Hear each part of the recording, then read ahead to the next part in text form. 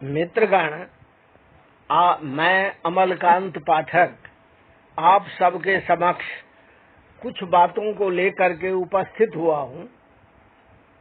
एक श्लोक है संस्कृत में, काव्य शास्त्र विनोदेन कालो गच्छति धीमताम व्यसनेन च मूर्खानाम निद्रया कलहेन वा। अर्थात काव्य शास्त्र विनोदेन कालो गच्छति धीमताम, जो पढ़े लिखे लोग हैं, जो बुद्धिमान हैं, उनका समय काव्य शास्त्र की चर्चा में बीतती है। कालो गच्छति धीमताम व्यसनेन च मूर्खानाम, मूर्खों का समय व्यसन में बीतता है। व्यसनेन च मूर्खानाम निद्रया कलहेन वा, उनका व्यसन क्या होता है कि या तो वो झगड़ा करेंगे या शराब पिएंगे। व्यसनेन च मूर्खानाम निद्रया कलहेन वा, या तो सोए रहेंगे या झगड़ा करेंगे। अर्थात पढ़े लिखे लोग हमेशा कुछ न कुछ अच्छी बात की चर्चा करते हैं।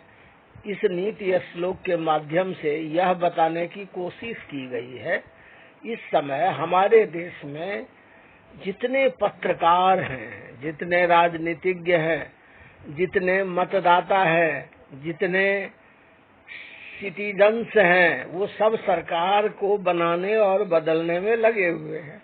किसकी सरकार बनेगी, किसकी नहीं बनेगी, यह तो 4 जून के पश्चात पता पड़ेगा। इस क्रम में ज्योतिषी लोग भी अपना कमाल दिखाने में लगे हुए हैं। जिनका जितना ज्ञान है, जिन्होंने जितनी गहराई तक अध्ययन किया है, उन्होंने अपने अपने हिसाब से व्याख्या की है, विश्लेषण किया है। तो एक श्लोक है संस्कृत में, क्षण मुहूर्त न जानाति विधाता किम करिष्यति। अर्थात कुछ क्षण में विधाता क्या से क्या करेंगे इसका किसी को पता नहीं, परंतु लोग आकलन करने से चूकते नहीं, क्योंकि मन तो बैठता नहीं, मन तो चलता रहता है, दिमाग चलता रहता है, इसीलिए ये बातें भी चलती रहती है। अस्तु, तो ये ज्योतिष से संबंधित बातें हैं। और ज्योतिष में एक बड़ा ही इम्पोर्टेंट वाक्य है कि भाग्यम फलति सर्वत्र न च विद्या न च पौरुखम किम प्रस्तरे देवत्वम आगतः। भाग्यम फलति सर्वत्र, भाग्य सर्वत्र फलदायी होता है। न च विद्या न च पौरुखम, वहाँ पर पौरुष और विद्या उतना फल नहीं देता जितना कि भाग्य फल दे जाता है। किम प्रस्तरे देवत्वम आगतः, हम हिंदू लोग देवता की पूजा मूर्तियों में करते हैं, पर क्या कभी उस मूर्ति में कभी कोई देवता आए हैं क्या? आते हैं, अवश्य आते हैं, देव दर्शन होता है, मूर्ति अपना प्रभाव दिखाता है, लेकिन उस स्तर की पूजा, विश्वास और आस्था होनी चाहिए। खैर, जो संस्कृत में श्लोक लिखा हुआ है वो मैंने आपको सुनाया। अब हम ज्योतिष की बात करेंगे। आप हमारे साथ ज्योतिष चर्चा जो बहुत छोटी सी है और 2 विश्लेषण हमने सुने, तो मैंने सोचा कि आपके समक्ष उस विश्लेषण को रखूं। अब आगे चलते हैं हम। मैं ज्योतिषी नहीं हूँ।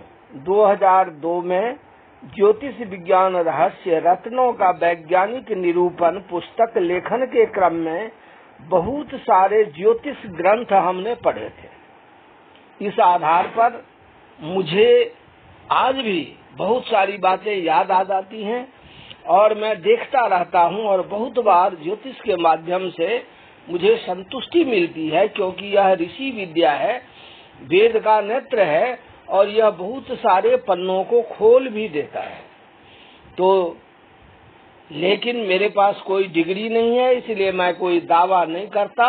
हाँ, मैंने जो ज्योतिष ग्रंथ पढ़े उसके आधार पर जो कुछ मुझे समझ में आया उसकी चर्चा मैं अवश्य कर दिया करता हूँ। अब चलते हैं, आगे चलते हैं। इस क्रम में मैंने जो पुस्तक लिखी उसमें मैंने भी भारतवर्ष की जन्म कुंडली दी हुई है।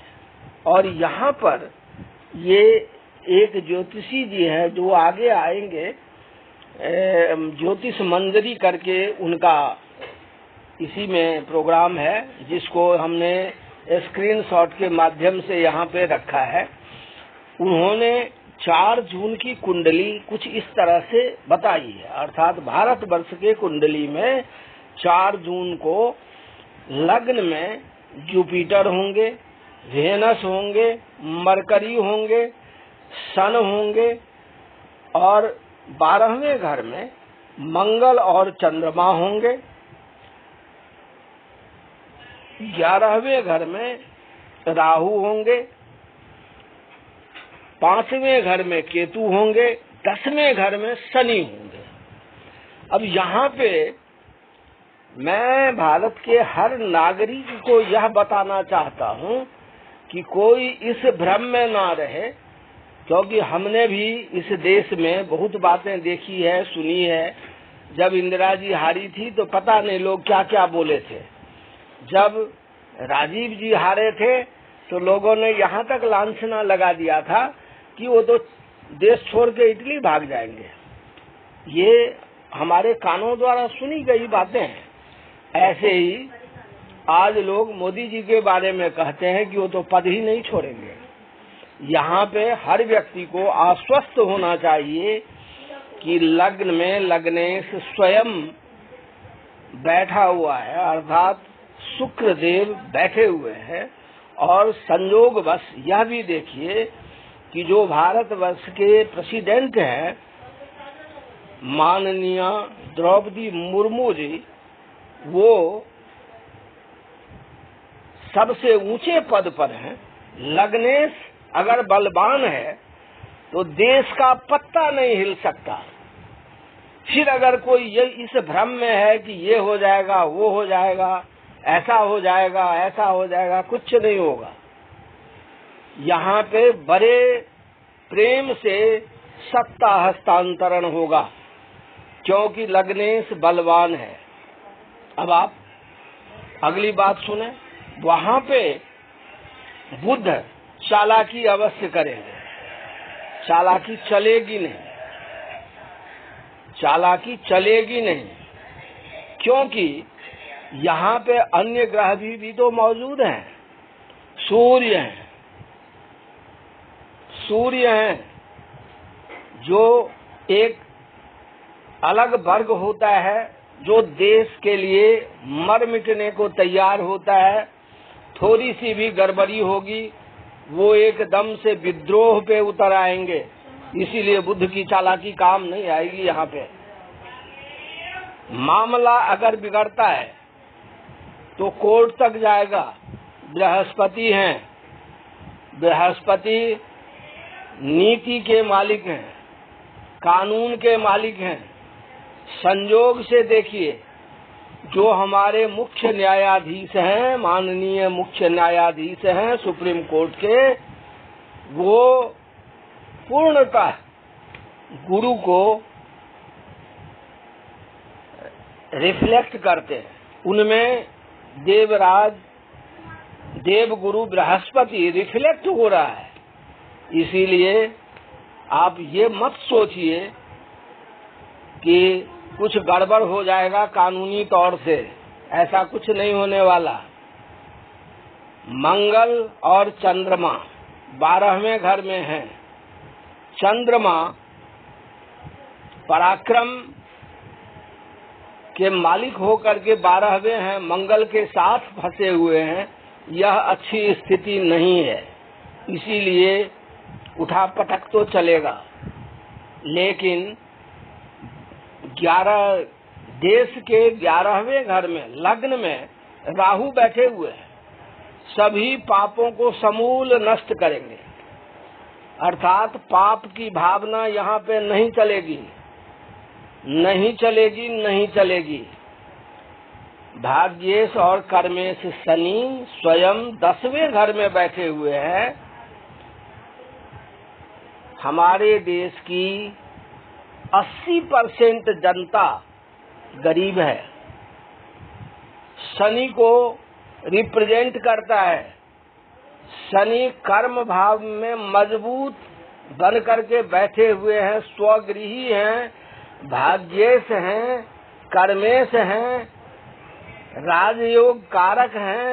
इसीलिए जो सर्वाधिक मत लेके आएगा वही राजा बनेगा। इसमें कहीं किसी को संदेह नहीं होने चाहिए, क्योंकि इस समय भारतवर्ष की खुद की कुंडली जो है वह बहुत मजबूत स्थिति में है। इसीलिए गड़बड़ी होने के चांसेस ना के बराबर हैं। पत्रकार चाहे कुछ भी बोले, ज्योतिषी लोग अपने अपने हिसाब से कुछ भी बोले, जिसकी जितनी पहुंच है वो उस हिसाब से बोल रहे हैं। मेरी तो कोई पहुंच ही नहीं है। फिर भी मैं जो देख पा रहा हूँ उसके मुताबिक 4 जून के बाद कुछ नहीं होना। बड़े स्मूथली गरीबों की पार्टी जीत के आएगी और उनको बड़े आराम से सत्ता मिलेगा। अब आगे चलते हैं। 4 जून को केंद्र में किसकी सरकार बनेगी? आप लोग इस संबंध में ज्योतिषीय विश्लेषण देखें, पढ़ें, सुनें और समझें तथा प्रतीक्षा करें। आप किसी बहकावे में न आवें, क्योंकि देश के लिए यह बहुत जरूरी है कि उसकी जनता बात को समझे, उतावलेपन में न आए। क्योंकि ऊपर जो लोग बैठे हैं वो विवेकपूर्ण निर्णय ही लेंगे।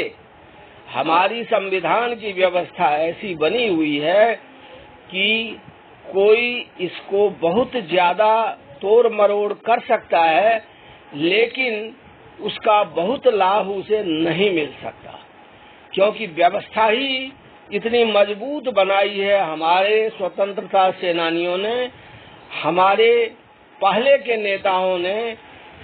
जहाँ तक ये छुटभइये नेता तो पहुँच ही नहीं सकते, गाली चाहे कितनी भी दे दें, यह अलग बात है।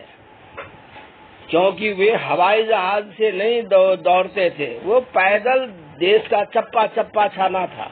इसीलिए इस सिस्टम को आप डिस्टॉर्ट तो कर सकते हैं पर डिस्ट्रॉय नहीं कर सकते।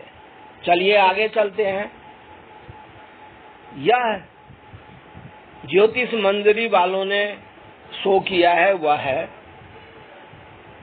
यहाँ पे ज्योतिष मंजरी वालों ने माननीय प्रधानमंत्री मोदी जी के लिए बहुत अच्छी अच्छी बातें कही हैं। हमें उससे कोई विरोध नहीं, इसमें विरोध का कोई मतलब नहीं बनता, क्योंकि वो नित्य इस कार्य को करते हैं, वो पढ़ते हैं। लेकिन मैंने उनको अपने फेसबुक के पोस्ट के माध्यम से इतना सुझाव जरूर दिया था कि आपने सारी बातें अच्छी करी, उसमें कोई गड़बड़ हमें नहीं दिख रहा, लेकिन आपने मोदी जी के 4थे और 5वें भाव के ऊपर विचार नहीं किया। वहाँ पे आप आगे चलिए, मोदी जी का 4था और 5वां भाव इस समय क्या बोल रहा है, ये आप इनको सुनिए। यह एक वीडियो का स्क्रीनशॉट है, तो उसी को देख करके मैंने बताया कि जब 4थे भाव अर्थात जब 11वें घर में इस समय मतलब कुंभ में जब शनि है और मीन में जब राहु है, तो कुंभ मोदी जी का 4था घर बनता है और मीन मोदी जी का 5वां घर बनता है। 4था घर जनता का है, 5वां घर बुद्धि का है और दूसरा घर वाणी का है। अब यहाँ संयोग देखिए, और 6ठा घर शत्रु का है। उन्होंने किन बातों पे विचार किया पता नहीं, परंतु शनि और राहु चौथे और पांचवें में बहुत अच्छा फल करेंगे ऐसा मैं नहीं मानता। इसके तो उपाय होने चाहिए। मोदी जी ने करवाया भी होगा, क्योंकि एक से एक ज्योतिषी, एक से एक शुभ चिंतक, एक से एक परामर्शदाता उनकी मंडली में होते हैं। उन्होंने जरूर बताया होगा, उन्होंने शांति अवश्य करवाए होंगे। खैर, ये एक अलग बात है। अब आप और आगे आइए। यहाँ पे अब ये मोदी जी की कुंडली है। अगर वर्तमान परिदृश्य में देखा जाएगा तो वृश्चिक लग्न की कुंडली इस तरह से बन रही है। चौथे घर में शनि, पांचवें घर में राहु, पांचवें घर में राहु, छठे घर में चंद्रमा और मंगल, सातवें घर में बृहस्पति, शुक्र, सूर्य और बुध। अब यहाँ पे चौथा और पांचवा घर ये बड़ा ही शुभ स्थान है जनता के लिहाज से। और यहाँ पे राहु सर्वाधिक पाप ग्रह है। ऐसा कहा जाता है कि राहु मीन में बृहस्पति जैसा फल करते हैं। शनि जिस स्थान में होते हैं वहाँ पे वे अच्छा फल करते हैं, परंतु ये बात बृहस्पति के लिए केंद्र में लागू होता है, शनि के लिए केंद्र से अलग जगह में लागू होता है। राहु पांचवें घर में ये दोनों ग्रह भ्रम पैदा करने वाले हैं। जैसे आपको लगेगा कि हाँ ये हो सकता है, ये नहीं हो सकता है, एक बार आप ठीक जा रहे होंगे फिर आप पलट जाएंगे, तो ये भ्रम की स्थिति बनी रहती है।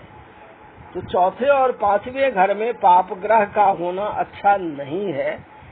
इसीलिए मैंने मोदी जी के संबंध में ये बात कही। ये मेरा कोई दावा नहीं है, बस एक जो हमने किताबें पढ़ी थी उस आधार पर जो हमें लगा वह हमने बताया। इसके लिए हमें ना कोई दावा करना, ना हमें उन्हें परामर्श देना। वो हमारे प्रधानमंत्री हैं, हमारे लिए आदरणीय है, परम आदरणीय है, हम उनका सम्मान करते हैं। इसीलिए वे इन बातों को अन्यथा ना लें। बस हमने एक चर्चा के क्रम में ये बातें कही। अब आगे चलते हैं। अब ये मोदी जी की खुद की कुंडली है, आप इसको गौर से देखिए।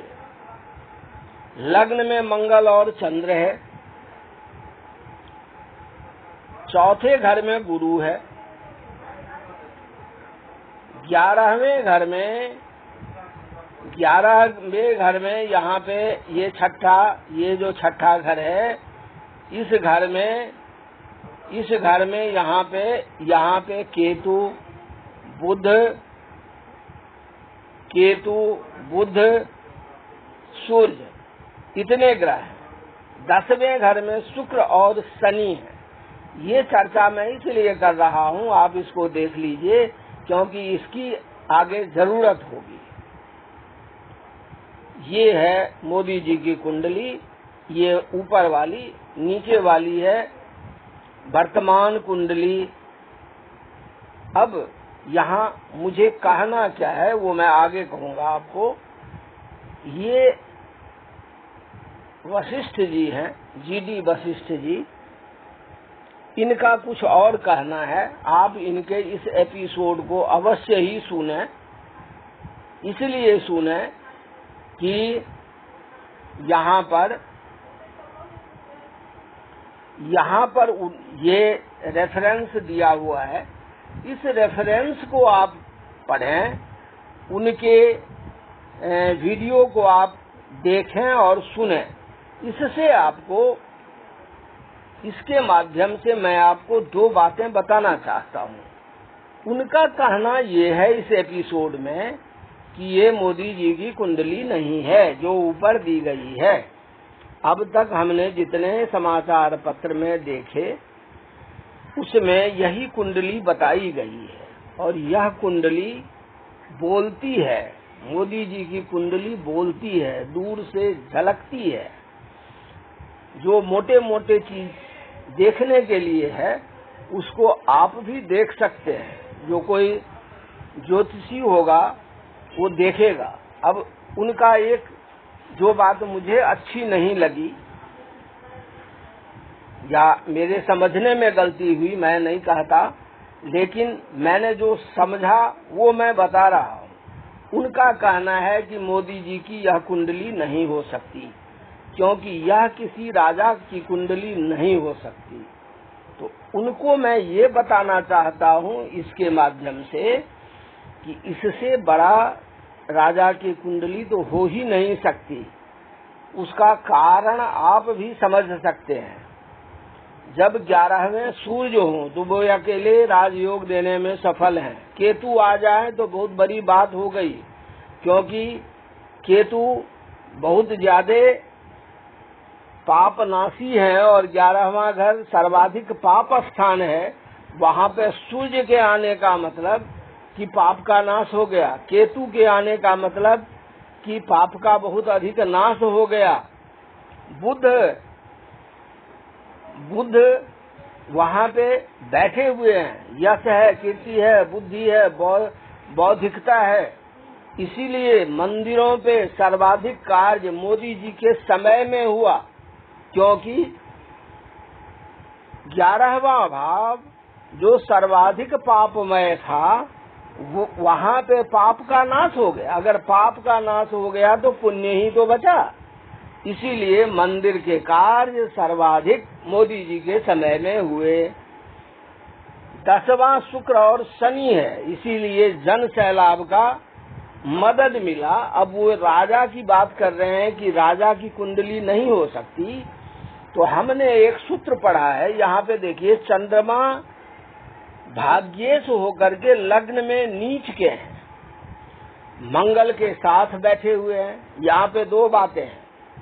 अगर भाग्येश लग्न में बैठ जाए तो बहुत बड़ी बात हो जाती है, अपने आप में राजयोग कारक हो जाता है।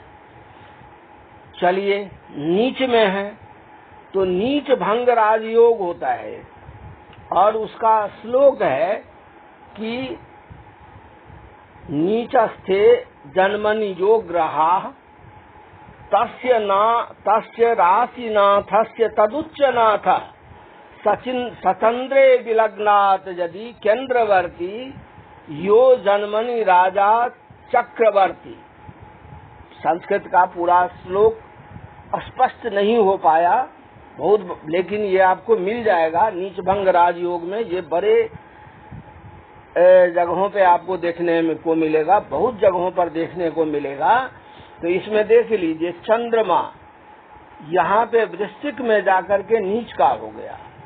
अब यहाँ पर नीच भंग के लिए जो कंडीशंस है उसको देखिए कि जो ग्रह नीच का हो गया उसका राशिनाथ अगर वही हो जाए, नीच भंग हो जाता है।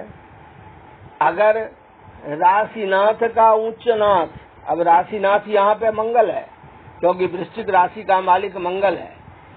तस्य राशिनाथस्य तदुच्चनाथ, उसका उच्च क्या होता है? मकर, उच्चनाथ। अब वो मकर का स्वामी कौन है? शनि। सचंद्रे विलग्नात्, चंद्रमा या लग्न से यदि केंद्र में आ जाए तो जातक राजा जन्मनि चक्रवर्ती, राजा जन्म से ही चक्रवर्ती होता है। वह जातक जन्म से ही चक्रवर्ती राजा होता है। यहाँ पे चंद्रमा नीच का हुआ, लग्न में जाके बैठा, भाग्येश है, कोई दोष नहीं है। यहाँ पे मंगल के साथ बैठ गया, नीच का खत्म। चंद्रमा राशिनाथ के साथ बैठ गया, नीचता खत्म। उसका मंगल का जो उच्च की राशि है मकर, उसका स्वामी शनि, चंद्रमा और लग्न दोनों से कर्म स्थान में चला गया, 10वें चला गया, शुभ ग्रह के साथ बैठा हुआ है। तो ये चक्रवर्ती योग बनाता है तो फिर वो कैसे कहते हैं कि ये मोदी जी की कुंडली नहीं है या ये राजा की कुंडली हो ही नहीं सकती। एक योग। अब दूसरा योग लीजिए, लग्न में या कहीं पर भी चंद्रमा और मंगल जब साथ होते हैं तो कुबेर योग बनता है। कुबेर कौन होगा? जिसके अंदर में RBI होगा। आज का कुबेर तो वही माना जाएगा जिसके अंदर में धन हो। तो लेकिन अब यह कुबेर योग तो बहुतों के होते हैं, होते कहाँ पर हैं वो भी तो देखिए। उसके साथ साथ और भी चीजें तो होनी चाहिए। यह लग्न में बैठा है, इसीलिए इस कुबेर योग का महत्व कई गुना ज्यादा हो गया। यहाँ पे फिर अगली बात देखिए कि चंद्रमा जो मन चाहता है, मन निरंतर बदलता है।